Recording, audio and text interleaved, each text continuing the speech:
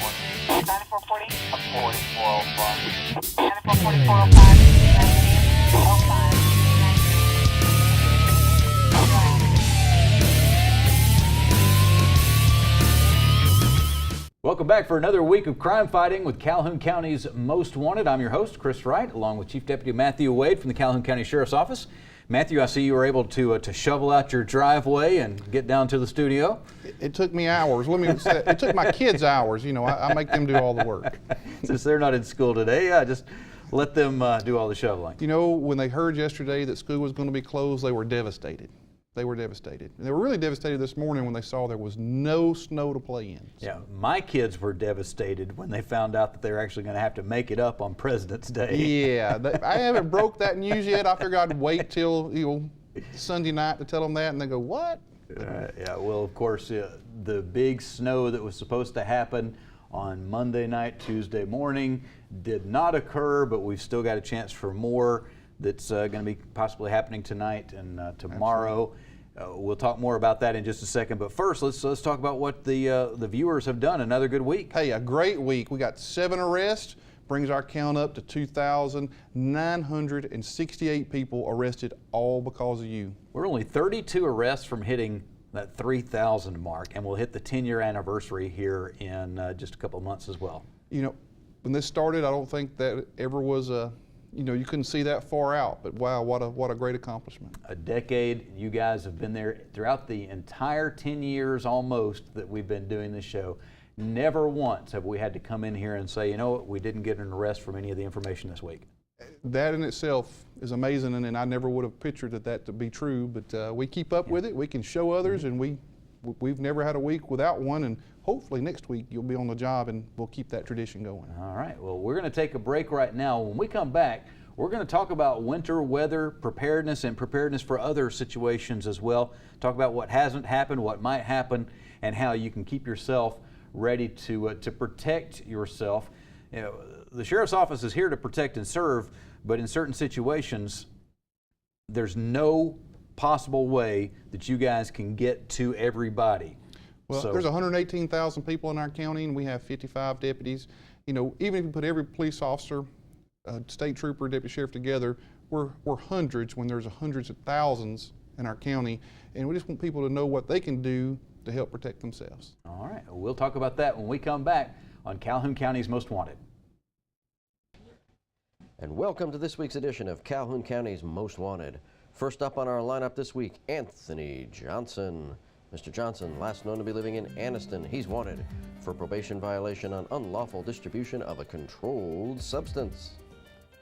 And here is Cedric Young. Mr. Young, last known to be living in Gadsden. He's wanted for bond revocation on robbery first. And take a look at Vern Ross. Mr. Ross, last known to be living in Anniston. He's wanted for bond revocation on unlawful distribution of a controlled substance, possession and receipt of a controlled substance, and attempting to elude. And now we'd like you to meet Ashley Walker. Miss Walker, last known to be living in Gadsden, she's wanted for probation violation on unlawful distribution of a controlled substance. And here is Stacy Greenwald.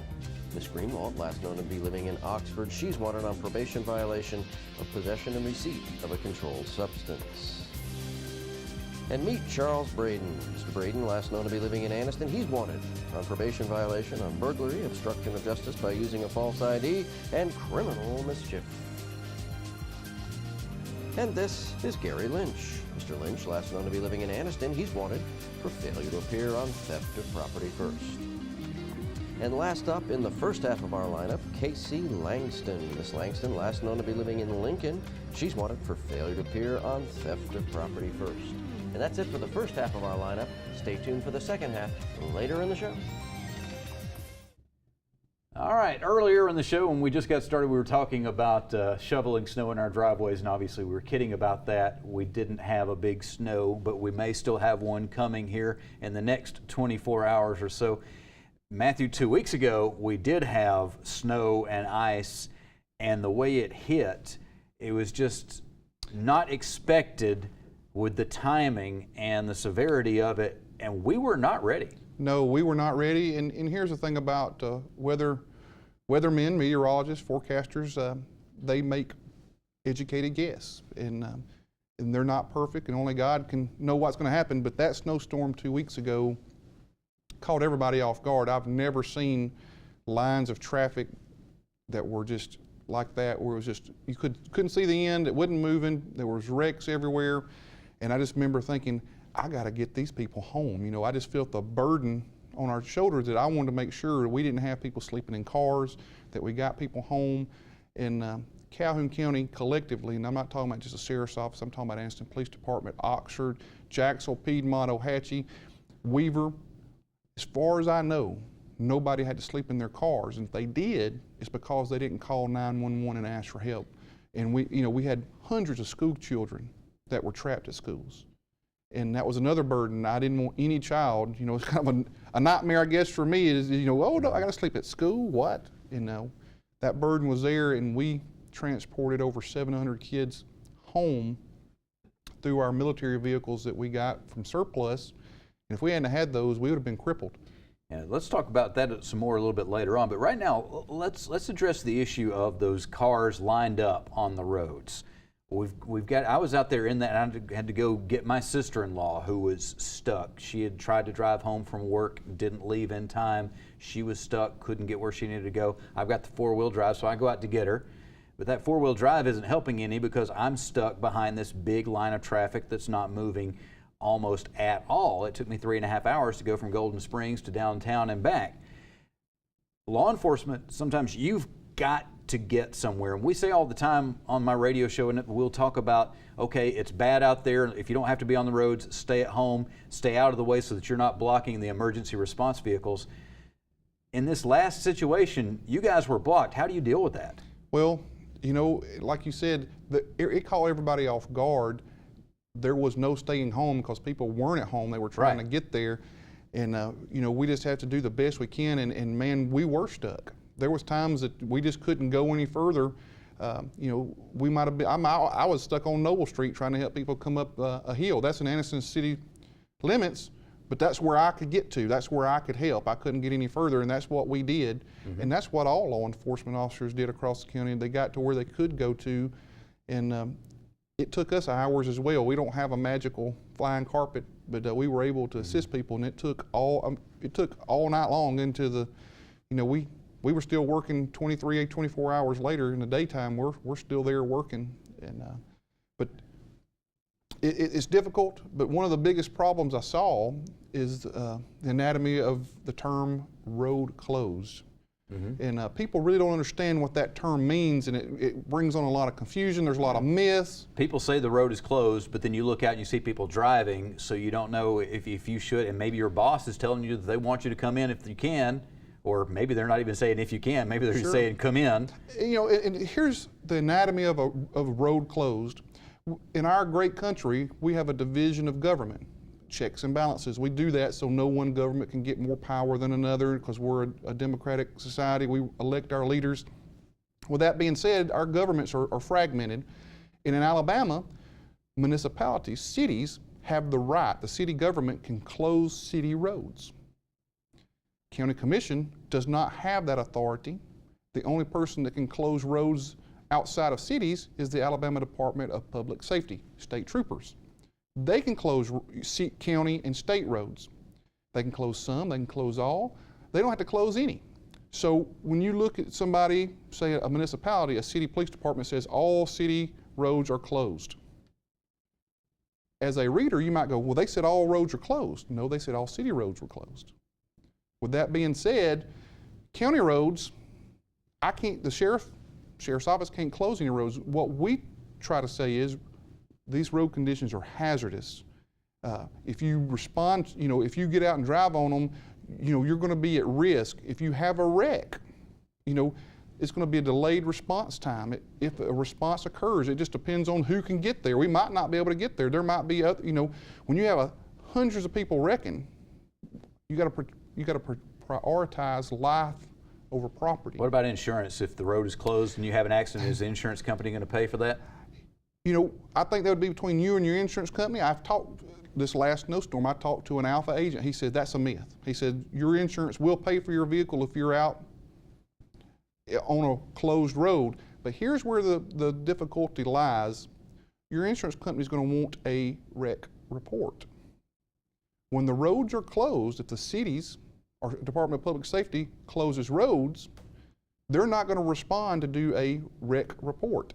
State troopers do all wreck reports on unincorporated roads. Cities do wreck reports that happens in the cities. So if the Alabama Department of Public Safety closes roads and the city closes roads and you have a wreck, they're not going to come and write a wreck report for you, which your insurance company might require. The term road closed is very confusing. It's very difficult to understand. It's the reason why we use terms. We can't close roads. We use terms like conditions are hazardous. Please don't travel if you don't have to. So if you see somebody on the county level saying conditions are hazardous, and you say, well, they didn't say it was closed, so it must be passable, okay. Not true. That's misleading. It's misleading. When saying the term road closed says that your insurance company is not going to pay is also misleading. Vernacular is very important. That's the reason why everybody needs to understand that the government can only give you advice. We're not here to be your absolute protector in the sense that we tell you when you can and can't do something. When there's roads are covered with ice and snow, they're hazardous. Hey, let's back up a second. Can you go tell Washington what you just said? Never mind. We'll get the politics out of the show. I shouldn't have said that. Couldn't resist. But let me ask you one more question. We need to take a break, but real quickly on the roads closed thing, can I get a ticket for driving on a closed road? Not by a deputy sheriff, and I don't think you can by a city. I've never heard of anybody getting a ticket from a city, state trooper, deputy sheriff. Now we see you driving, and we ask if your name is Mo or Ron while you're doing it, because you put Mo and Ron in the same place, bad things happen. And if you're acting irresponsibly, maybe a reckless driving, ticket, something like that. But there is not a ticket just for driving on a closed road. All right. So we had teachers and other people say, well, when are you going to open the roads? It's very confusing. All right, well, I am confused, and I think we're going to remain that way, but I think you have cleared up some issues for us, or at least given us some of the questions that we need to ask each time. We're going to take a break, and we will be right back to talk more about how to handle these emergency situations on Calhoun County's Most Wanted. And welcome to the second half of our lineup. First up this half, Lee Thurman. Ms. Thurman, last known to be living in Fife, Alabama. She's wanted on probation violation for fraudulent use of a credit card, possession of a forged instrument first, and theft of property. And here is Stephen Pike. Mr. Pike, last known to be living in Alexandria. He's wanted for failure to appear on fraudulent use of a credit card ×3. And here is Terrence Reynolds. Mr. Reynolds, last known to be living in Oxford. He's wanted for probation violation on receiving stolen property ×3. And meet Kelly Riley. Miss Riley, last known to be living in Weber, she's wanted for failure to appear on domestic violence ×3, harassment. And meet Donald Lucinski. Mr. Lucinski, last known to be living in Wellington, he's wanted for domestic violence ×3, assault. And here is Huey Haynes. Mr. Haynes, last known to be living in Oxford, he's wanted on probation violation for distribution of a controlled substance, possession of burglary tools, illegal possession of a credit card, breaking and entering a vehicle, and bond revocation on receiving stolen property second. And last up for our lineup this week, Philip Helms. Mr. Helms, last known to be living in Oaks Bluff, Alabama, he's wanted for failure to pay child support. We end with the face of a deadbeat dad. And that's it for our lineup this week. If you have any information on these folks, please give us a call at Crime Stoppers 256-238-1414. All right, welcome back to Calhoun County's Most Wanted, and we are talking about what everybody's been talking about for the last couple of weeks, and that is snow situations, ice situations, road problems where things get shut down because of the winter weather, and also in the bigger picture, it could be for other issues. And Matthew, I know that we said a couple of weeks ago, a lot of people said, well, after this big debacle, we're going to overreact to everything that happens for the next 5 to 10 years. And there may be a little bit of that going on this time around. It's hard to say, but people have to make some very difficult decisions. And individuals have to make difficult decisions for their family. Absolutely. At any point in time, you feel your child shouldn't go to school, if that's the case, because you feel that something might happen, keep them home. If that's what you feel. And these leaders, the superintendents of all school systems, you know, there's not a one of them out there that I would say doesn't care about children. You know, and they're going to make the best decision they know how, and sometimes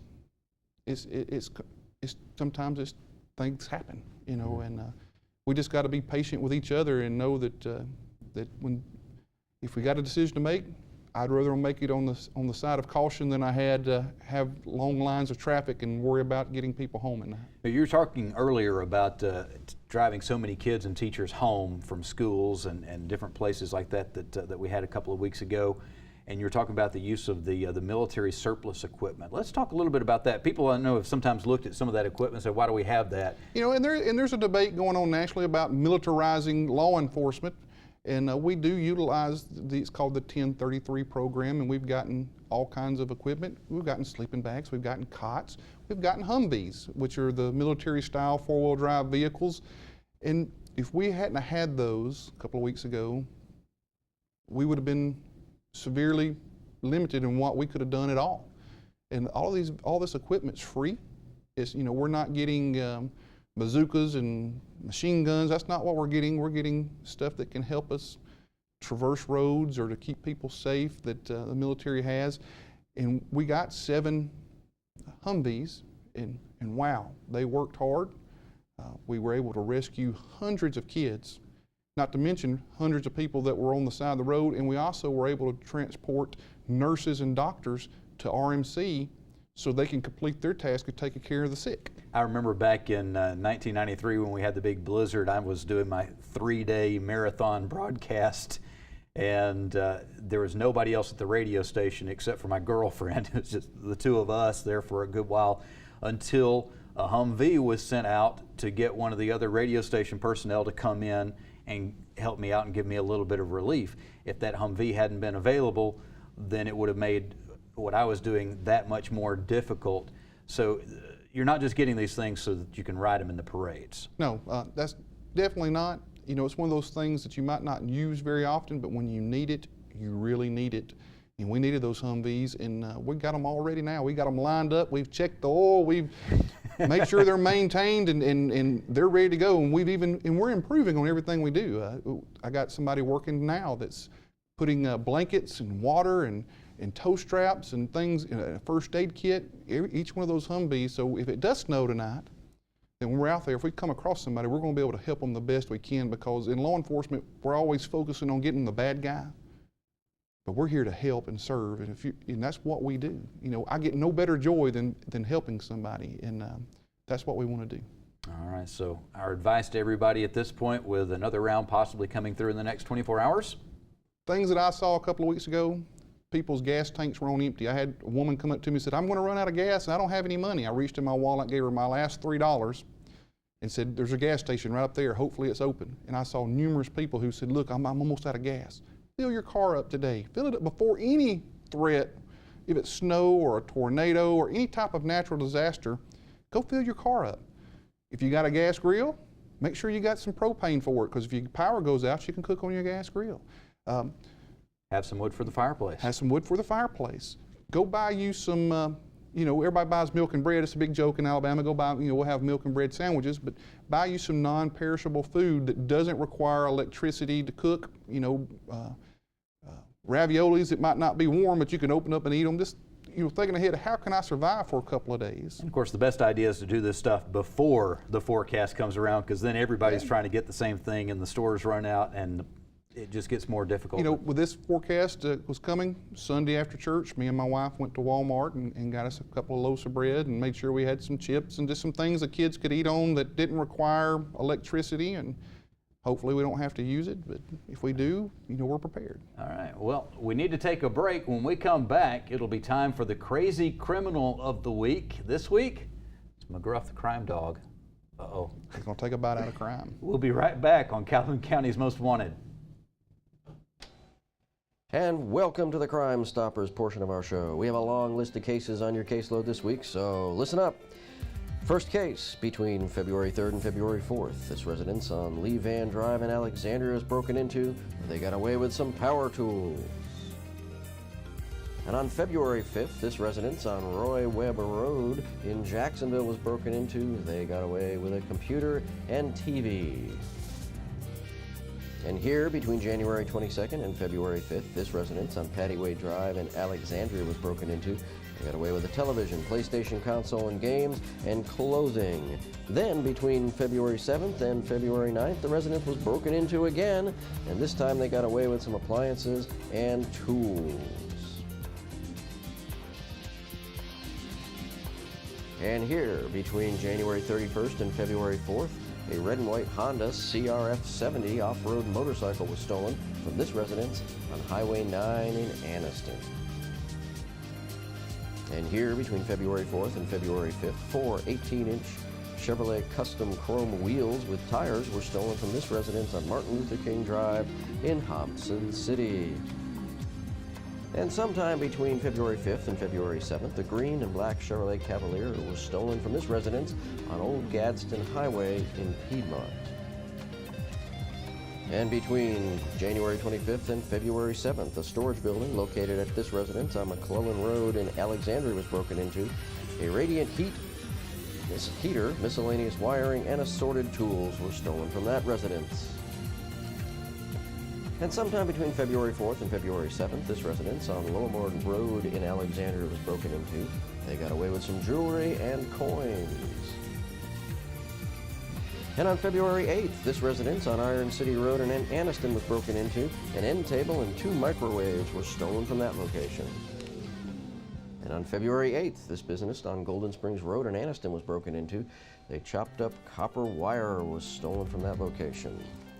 And last up on our caseload this week, between January 1st and January 9th, an 8-lug ultra saw blade aluminum wheel and a white tailgate for a 1985 Ford F-250 were stolen from this residence on Alexandria Road in Weaver. And that's it for your caseload this week. If you have any information on these cases, please give our investigators a call through Crime Stoppers at 256-238-1414. Remember, we want your information and not your name. Stupid! You're so stupid! Well, I hate to have to do this, but our crazy criminal this week is McGruff the Crime Dog. And not McGruff himself, really, but one of the actors playing McGruff the Crime Dog. You've got several McGruff. Normally he takes a bite out of crime. Did he get bit by crime? Oh, yeah. This guy is actually John R. Morales, and he has just been sentenced to 16 years in prison for possession of 1,000 marijuana plants, 27 weapons, including a grenade launcher. Wow. And 9,000 rounds of ammunition, all of that in his home. McGruff the Crime Dog, or the actor portraying McGruff. Well, you know, and that's a bad message. And the weapons don't necessarily say anything about being a criminal, but the 1,000 marijuana plants, he definitely looked like he had an organization going on to make some money. So I think the grenade launcher would count. Grenade launcher would count. That's not legal to have, is no, it? you know, it would. I don't know many people who have grenade launchers, but it would concern me as a law enforcement officer if somebody was shooting one at me. So. Yeah. Well, hopefully next week we won't be telling you about Smokey Bear starting some fires, being an arsonist. Only you can prevent fires that I start. Now, anyway, it's been an unusual episode of Calhoun County's Most Wanted. We appreciate you being part of it. Thanks you for your information. We'll be looking for you again next week, but hopefully not in the lineup on Calhoun County's Most Wanted.